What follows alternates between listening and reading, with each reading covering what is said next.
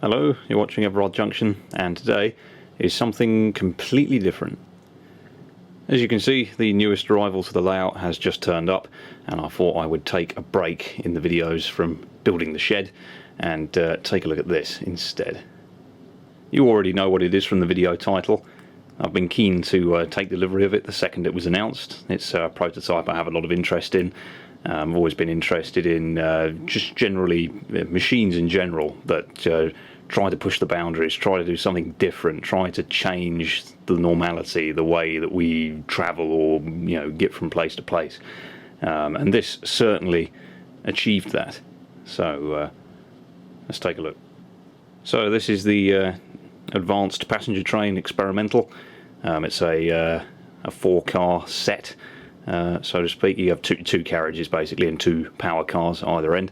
It's made by Rapido trains, which you may or may not have heard of. They're a recent entrant into the UK market. However, they've produced Canadian and American outline HO stuff for quite a long time. They only made 2,000 of these. The models that Rapido make are produced to order. You have to register your interest in purchasing the model before it is actually made, and the number of people that place an order is the number of models that gets made. So they only made 2,000 of these, and I was quite surprised to see that I am actually number 46. So that's quite a low number, but I guess it doesn't really matter. So let's get on with it, have a look inside.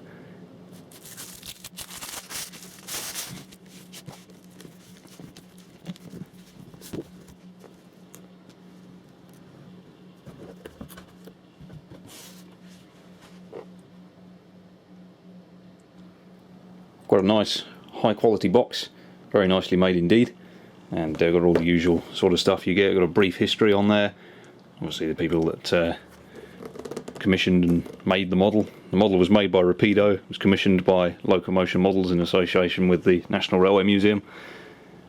So nice box, no idea where I'm going to put it, not too many boxes, but a nice box. So now we're getting to the good stuff. I thought that was quite amusing straight away. Rapido have a certain humour with building and producing model trains. Their newsletters are rather funny, and they generally are just extremely passionate about what they do, and they like to have a laugh and have some fun while they do it. So that's basically the manual, I would take it. Various bits and bobs in here. Coupling it together, that's going to be interesting. Various bits and pieces. Okay, I will read that. And then next bit is a nice book which comes with the model. You can also buy this separately, I believe, but it comes with the model.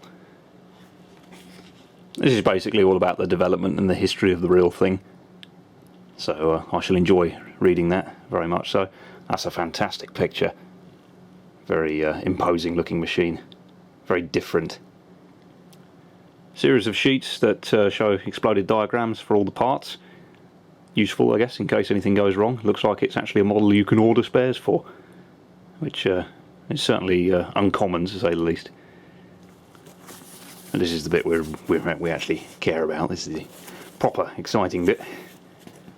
So there it is. All 4 cars.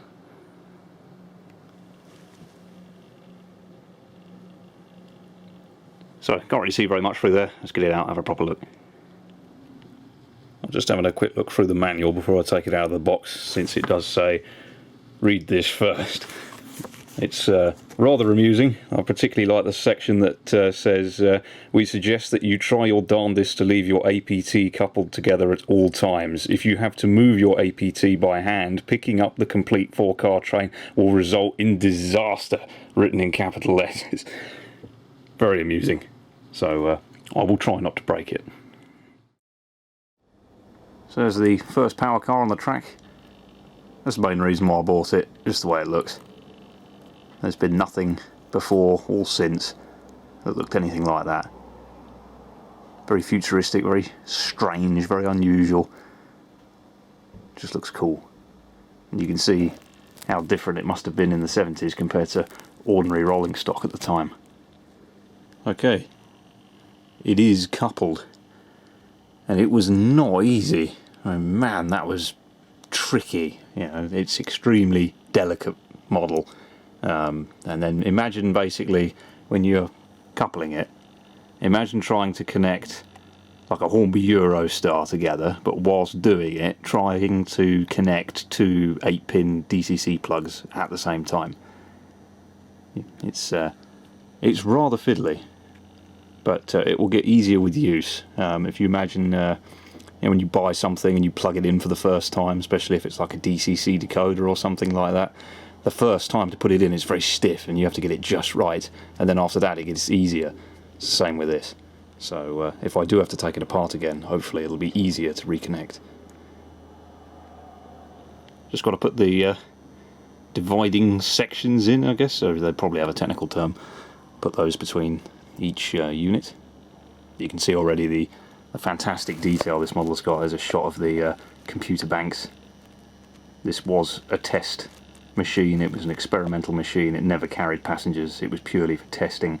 So it was filled with computers and monitoring equipment and sensors and stuff. And it's all properly painted and detailed. It's not just a load of black plastic, it's all painted as well. Very, very nice. Something else also that's a bit special for me about this particular model is that it actually has sound. This is the first sound-fitted locomotive I have ever bought. There is a good reason though why I don't have any sound locomotives. For me, personally, DCC sound on a diesel locomotive does not create the real big thumping burble you get from the engine. You stand next to the real thing and it sounds like this. You have a model on your layout and it sounds like this. And for me, that is just too high pitch.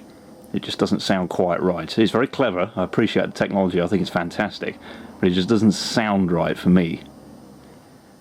Now you can get much better speakers, sound decoders and all that, but the problem is that's very expensive, which is why I haven't gone down that route. I made the decision to go with sound on this model, partly because it's a very special model, I didn't make very many of them. The sound option was 325 quid. That's the whole unit you see here with all the features and the sound in both ends for 325 quid, which I think was a bit of a bargain. And also, the real thing did not have a diesel engine for propulsion. It had a gas turbine engine. A gas turbine engine sounds a lot more like a jet aircraft. It's much higher pitch, much more whirry, and that lends itself to smaller speakers better. So for me, this model sounds more like the real thing than, say, a Class 33 does in DCC sound, trying to sound like a real Class 33. It just sounds that little bit more convincing because the speakers can cope with the type of noise they're trying to create. That's all just personal opinion, but that's why I don't have DCC sound locomotives. For me, a sound Class 47 just doesn't sound enough like the real Class 47. But I'm willing to make an exception with this, and who knows, maybe I'll like it even more as I run it, and maybe I might step into some more DCC sound locos in the future. I haven't ruled it out, but at the moment it's a personal thing, and it's also very expensive. I have a lot of locos. Okay, before I go ahead and run it and see if it hits anything on the layout, because it does have a hell of a big overhang on the front, before I run it, I'll take you through some of the detail, because it really does look the business. There's a lot of cool features on it. Despite being a very sleek, aerodynamic, futuristic vehicle, there's a lot of detail when you actually start looking for it. The first thing I'm immediately drawn to is all of the test equipment inside, complete with flashing lights, which is very cool. Looks like lots of computers and tape reels and all kinds of old school 1970s electronics is whirring away in there. Next is the ridiculous amount of rivet detail. There's just loads of it all over the place, thousands of rivets. You can see, for example, here just how many rivets there are. The whole thing was made of aluminium. It's very much constructed in an aircraft-like manner, so it's very different to a conventional rolling stock. You've got some lovely fine details where appropriate. The end obviously speaks for itself. Very futuristic, odd-looking shape. The wipers are very nice. Even the spindles protrude from the housings. They're not just stuck to the windscreen. They are proper little wipers, look very nice. Then that extends to other little bits of detail, like the driver's door handle. The real thing also had some steps that folded out down the bottom below the door, so if you were walking along the trackside you'd pull the lower handle to open the door. If you were at a platform you'd pull the upper handle by the window. The exhausts are very prominent on the power cars at either end, nice bit of detail. Each power car was equipped with 4 gas turbine engines, plus an additional one for generating extra power for all the equipment inside. They were built by Rover, so it was powered by British Leyland. The dividers between the cars are nicely done. They literally just snap into place, and it's nice how the design has allowed the gaps to be consistent on either side. I thought they'd probably flop around a bit, but they're very positive when you put them in. The bogies are very prominent, nicely detailed. They're also very large. When you compare the bogies to conventional stock, again you can see how far ahead this thing was in terms of design. And then of course you've got all your usual grills, decals, warnings and information. All the usual stuff really, but it's all nicely applied. Something else I've noticed whilst playing around with it is the operation of the directional lights. First of all, they're very subtle, they're very realistic looking, they don't just blind you with LED light, they're quite subtle. And when you change direction, they fade away, just like a normal incandescent bulb would do. That's a nice touch.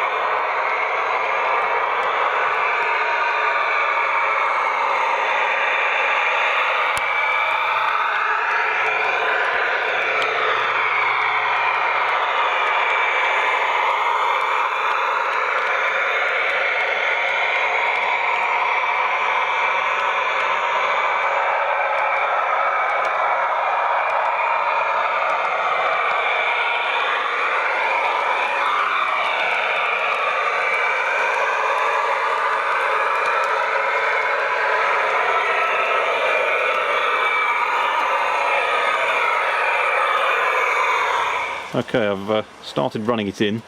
Turn the sound off for the moment so I can listen for any disasters, because it only just fits around the layout. The clearances are very tight. That front end really does swing out on the corners.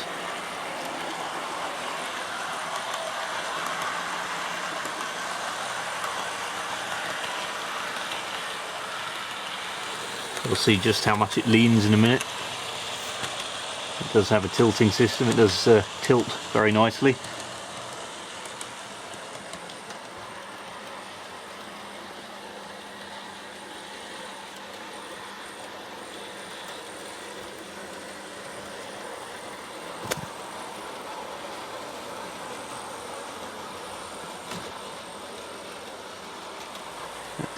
With the electrical connections running right the way through it, and the tilting mechanism and the close coupling mechanism, and having a motor at both ends, it's quite a challenge, but it is just about negotiating the layout. And if it will get around this layout, it'll get around just about any other layout, provided you haven't got any buildings on any corners.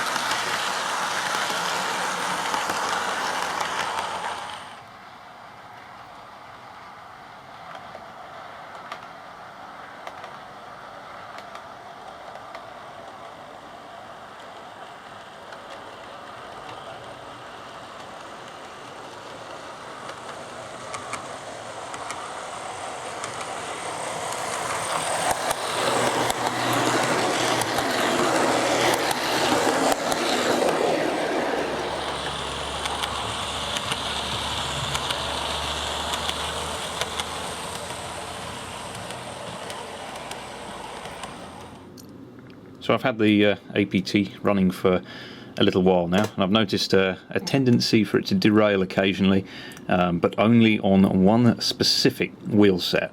That's this one I've removed here on the leading bogie. It tends to jump the rails on a sharp corner once every 3-4 laps. So basically the train runs well, but it can't be left unsupervised running on its own because it will derail. And I think I found the problem. It was purely a back-to-back issue. Okay, so I think I've sorted it now. It does say in the manual to check the back-to-backs before you run the model, but I didn't. I was too keen to get it on the layout and have a look at it and get it running. It's only this wheel that ever seems to cause me trouble. The rest of the train is fine, and this wheel is fine as well. Purely a back-to-back issue. I've just put the gauge on it. DCC Concepts make this handy little gauge. You just put it between the wheels and you can check very quickly if the wheels are in tolerance. Basically, if they're too close together, your wheels, as it goes around corners and over point work, you might find it derails and the wheel has fallen inside the rail. Or the problem I had, this axle here, the wheels were too far apart, only by about 0.5 mil, but that makes them on the corners just push a little hard against the rail, and because they're pushing hard against the rail they tend to jump up and over it, which was exactly what it was doing. So I'll pop it back together and see if it's any better. Despite being a somewhat daunting model, it's easy to take apart, just like plenty of other models that are out there. The whole bottom plate for the gearbox just unclips. You can see the little clips at the end. You just pry those with a very fine screwdriver or scalpel blade, as I discovered, and that just pops off. Once that pops off, you just splay the side frames of the bogies outwards, and then the wheel or the axle will just pop out. And then you can put a gauge on it and push the wheels together, and there was very definitely a little clunk as it moved about 0.5 millimeter. So I'll put it back together, see what happens.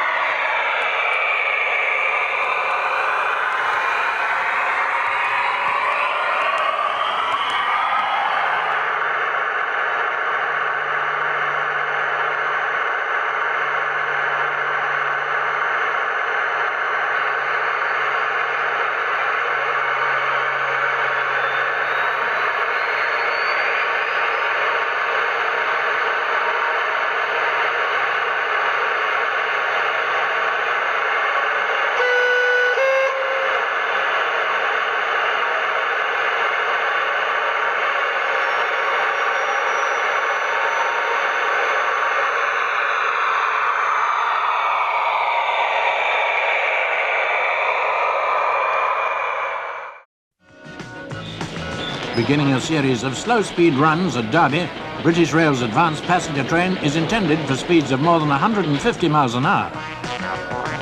The team of research engineers who designed the train are there to check on the behaviour of their latest creation. Drivers and stokers of the old steam days would certainly scratch their heads if they were told to work with this modern control panel.